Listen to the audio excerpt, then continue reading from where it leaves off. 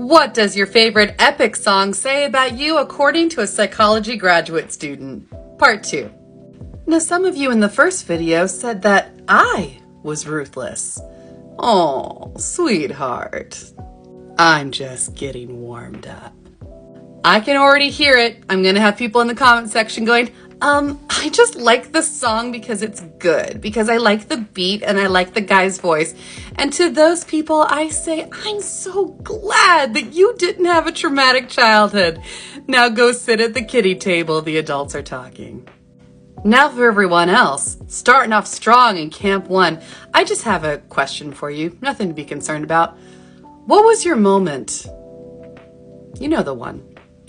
What was the moment when you decided that you were done being a people pleaser? What was the moment that you decided that you were no longer going to be the kind, naive individual that the world raised you up to be? You have that moment? Was it mom? Was it dad?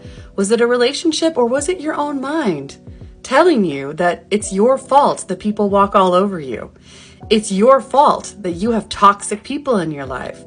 And it's also your fault that you never seem to get ahead regardless of what you're doing or how hard you try. When was that moment for you? Yeah, I want you to chew on that for a little bit as we continue. So if you are enjoying Ruthlessness as your favorite song, it firmly means that you were a person who trusted other people.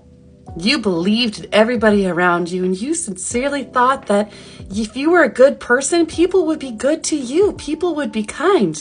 And then something happened, and it just shattered your entire worldview. And here we are.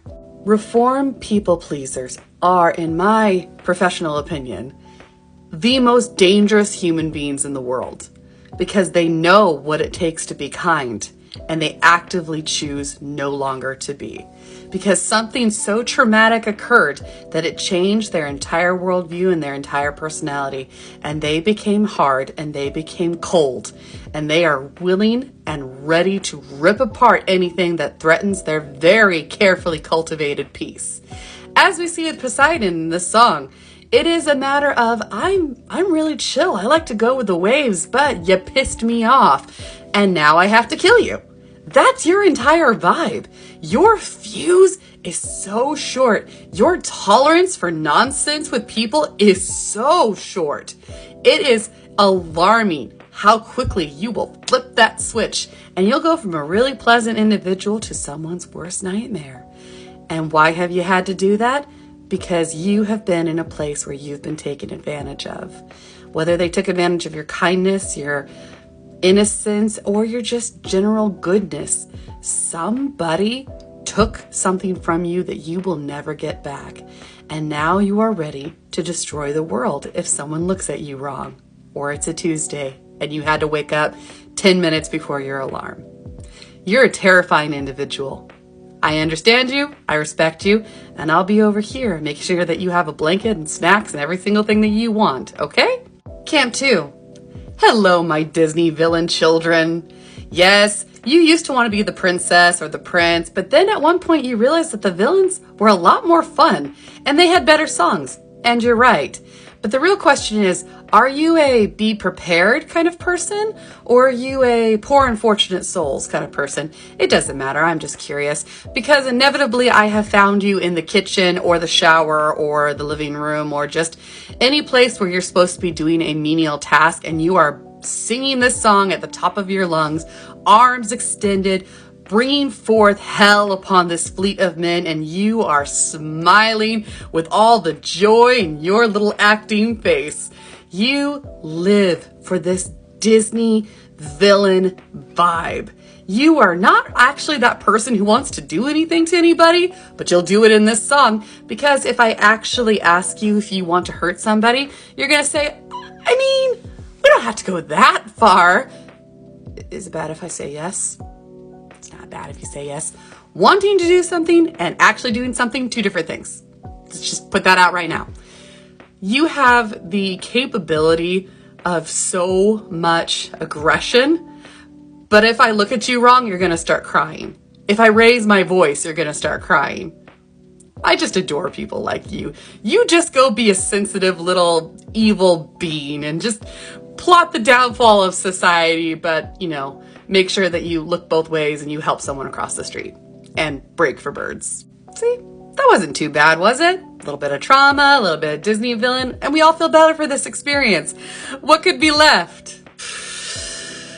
Camp 3.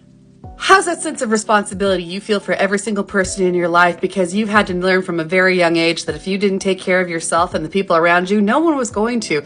You radiate older sibling energy. You are the person who is responsible for every single individual in your life, because if you don't take care of it, nothing is going to take care of it. Your parents are failures. Everyone who's been put in a position of authority over you has failed. So you need to ensure that nobody fails you again, because if you rely on anybody in your life, they're going to let you down. You have learned this. You have experienced this. And man, have you had to grow up before your time. Sweetheart, that hyper independence may have saved you when it needed to save you, but it's okay. It's okay to ask for help. It's okay to let somebody help you. You don't have to do everything. Hey, stay with me. Stay in the windows to my soul. You do not have to do everything on your own. You are a survivor. You are strong. You have made sure that you are vital, you are necessary, and you will never be taken advantage of again. And you feel so much responsibility for the people in your life because you want to give them the happiness that you were never allowed. It's okay. You don't have to be that person. I love that you want to protect people in your life, but you need to be protected too. You deserve to have people care about you the way that you care about others, and to take that guardian, that knight personality, and put it to bed. It's okay to ask for help. It does not make you a failure. It doesn't make you stupid. It doesn't make you weak. It makes you human. I'm so glad that you're still here, and I'll look forward to seeing you in the next part. Stay classy, my darlings.